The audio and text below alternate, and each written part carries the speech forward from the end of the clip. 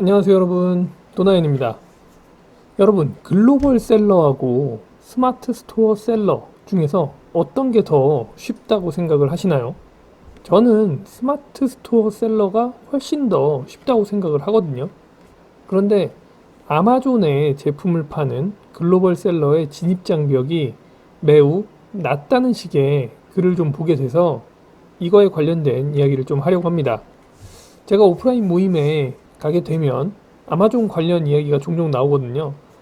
그때마다 이 이야기를 꺼냅니다. 해외 판매와 국내 판매, 어떤 게 더 유리할까요?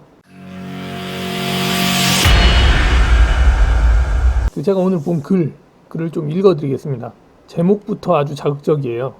부업으로 9천만 원 벌었어요. 32살 청년 사업가의 부업 아이템은 아마존하고 자벤이라는 그 포스트가 있죠. 그렇게 해서 글로벌 셀러 성공 사례로 그 포스트를 작성을 했습니다. 근데 여기 처음부터 이런 말이 나와요. 진입 장벽이 낮잖아요. 특별한 기술이나 스펙을 요구하는 것도 아니고 노트북 한 대만 있으면 한국에 앉아서 중국 공장에서 제품을 만들고 미국 고객에게 직접 판매할 수 있는 게 글로벌 셀링이죠. 여기 이거 진입 장벽이 낮은 건가요? 중국 공장에서 제품을 만들어서 미국 고객에게 직접 판매하는 거 이거 쉬운 거 아니잖아요.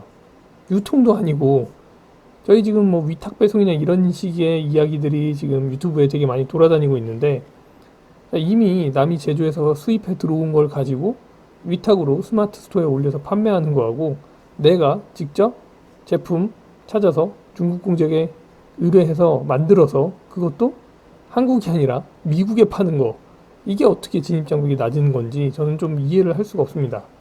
일단 뭐 이분도 이제 수많은 실패 사례들 중에서 하나 이렇게 나온 보석 같은 성공 사례라고 생각을 해요. 이런 포스트 내용들이 나올 때 가장 주의 깊게 보는 게 아까 9천만 원이라는 얘기가 나왔죠. 근데 전 이렇게 9천만 원이라는 얘기가 나오면 아니 어떤 금액이 나오면 그게 순이익이냐 아니면 매출이냐를 먼저 봅니다. 여러분들이 이제는 다 보실 거라고 생각을 하는데 이것도 처음에는 뭐 9천만 원 벌었어요 라고 제목을 써놨는데 아래 쭉 내려보면은 거의 뭐 끝에 부분에 나와요. 뭐 2018년 부수익으로만 9천만 원의 판매액을 달성했다라고 나옵니다. 이게 무슨 얘기예요? 판매액이라고 하면은 매출이라고 봐야겠죠? 순이익이 아니겠죠? 매출이 9천만 원이면은 뭐 순이익하면 한 1,800만 원 될 거예요. 많이 나와서 30%라고 하면은 뭐 2,700만 원 정도 되겠죠. 뭐 이 정도라고 하면 이 정도 해도 좋은 성과긴 한데 우리는 9천만 원에 꽂히잖아요. 이게 매출에 9천만 원에 꽂히는 거는 아무 소용이 없습니다.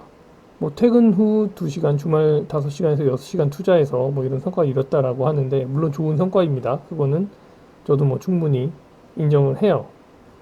근데 이 과정 여기 보면 이걸 중국 공장에 의뢰해서 제조한 거잖아요. 제조해서 판매를 했는데 이거 안 팔렸으면 어떡할 거예요? 여기에는 이제 뭐 1200개의 재고가 한 달도 안 돼서 모두 동이 났다. 신규 셀러로 처음 얻은 매출이 1700만 원이다. 이런 굉장한 성공 사례를 이야기를 하지만 방금 얘기했던 것처럼 수많은 실패 사례 중에서 나온 보석 같은 성공 사례이기 때문에 대부분 이걸 만약에 따라서 뭐 제품을 중국 공장에 의뢰하고 아마존에 올려서 판매하고 그런 시도를 했다가는 90% 이상 망합니다. 저는 그렇게 될 거라고 생각을 해요. 이 근거에 대해서 이제 말씀드릴게요. 여기 뭐 간단하게 이런 아마존 관련된 기사를 보면 매출액이냐 순이익이냐 보시면 되고요. 기간 보시면 되고 이 제품을 진짜 사서 판매하는 게 쉬운 일인가 그걸 좀 보시면 됩니다. 그리고 이제 처음에 했던 질문 국내 판매가 나으냐 아니면 아마존 글로벌 셀링이 나으냐 무조건 국내 판매가 나아요. 여러분들이 만약에 영어를 뭐 원어민만큼 아주 잘한다 미국에서 살았다 아니면 영국에서 살았다 이러면 얘기가 조금 다릅니다. 뭐 그때는 뭐 한국어나 영어나 똑같으니까 아마존 셀러 센트럴 이런 곳에 들어가서 내용들을 읽어보고 뭐 고객들이 뭐 문의를 하는 것들도 아주 쉽게 대응을 할 수 있겠죠. 근데 영어를 잘 모르는 사람이에요. 잘 하지 못하는 사람이라고 하면 국내 판매랑 해외 판매 이 둘 중에서 어떤 게 더 쉽냐라는 거는 비교할 거리가 안 됩니다. 일단 스마트 스토어는 쇼핑몰 개설도 쉽죠. 뭐 위탁 배송 등등 해가지고 굉장히 많은 시스템들이 갖춰져 있습니다. 일단 그게 좋은지 나쁜지는 차치하고서라도 그런 시스템이 잘 갖춰져 있기 때문에 시작하기도 쉽고, 그리고 뭐 제품 관련돼서 문의가 들어오면 뭐 한국이잖아요. 여러분 한국말 뭐 못할 거 있습니까? 다 얘기하면 되고, 네이버에서 뭔가 페널티를 맞는다거나 아니면 규정을 잘 모른다, 그러면 도움말 다 읽어보면 되고 전화해서 물어보면 됩니다. 아마존 그게 안 되죠. 일단 기본적으로 언어의 장벽에서 아마존의 글로벌 셀링 하는 게 훨씬 더 뭐 진입장벽이 낮거나 쉽다라고 하는 것은 말이 안 되는 얘기입니다. 경쟁이 국내는 세다. 뭐 아마존은 경쟁이 심하지 않습니까? 아마존은 글로벌로 모든 사람들이 뛰어드는 곳인데 경쟁이 없고 낮다고 할 수 있는 건지 좀 이해가 되지 않습니다.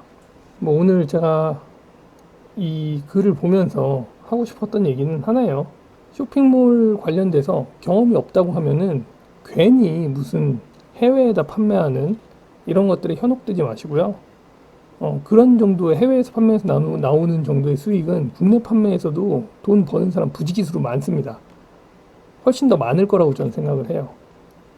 그러니까 굳이 해외와 국내 중에서 고민한다. 그럼 글로벌 셀러 하는 것보다 먼저 뭐 스마트 스토어에서 판매를 하든지, 여튼 인터넷 관련된 쪽 좀 더 편한 곳, 내가 좀 더 많은 정보를 파악하고 얻어내는데 어려움이 없는 쪽으로 시도를 하시면 좋을 것 같습니다. 그 얘기 하려고 이번 영상 이렇게 찍게 되었습니다. 마지막으로 하나 더.